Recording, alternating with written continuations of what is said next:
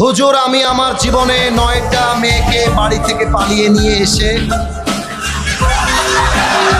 বন্ধুদের সাথে বিয়ে দিয়েছি, কারণ তাদের মধ্যে হারাম সম্পর্ক ছিল এবং তাদের পরিবারের কেউ তাদেরকে বিয়ে দিতে রাজি ছিল না। মেয়েগুলোর অন্য জায়গায় বিয়ে দিচ্ছিল, এই জন্য পালিয়ে নিয়ে এসে বন্ধুদের সাথে বিয়ে দিয়েছি। এতে কি আমি পাপ করে ফেলেছি?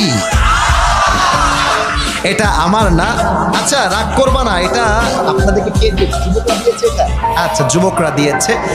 মহান ব্যক্তি মনে হয় এখানে উপস্থিত রয়েছে।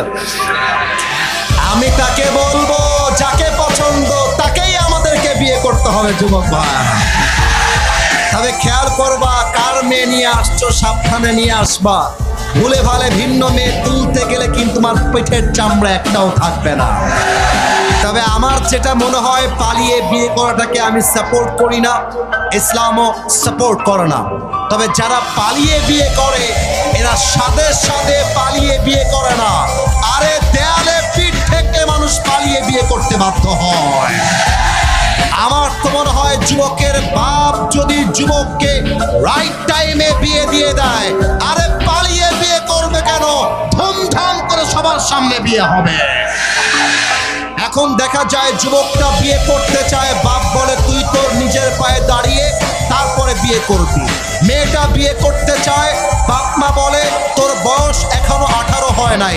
আমি দর্শনার কাছে প্রশ্ন রাখতে চাই, 18 বছরের আগে যদি একজন মেয়ে বিয়ে করতে না পারে, 16 বছরের মেয়ে টিকটকে নেচে বেড়ায়, এই আইনটা কোথায় থেকে আসবে যুবক ভাইরা বলো আমাকে?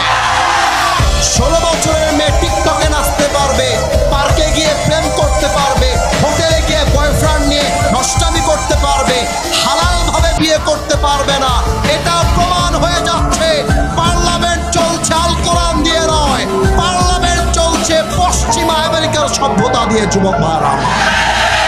আল্লাহ যুবকদেরকে হালাল ভাবে বিয়ে করার তৌফিক দান করুন সবাই, আমিন।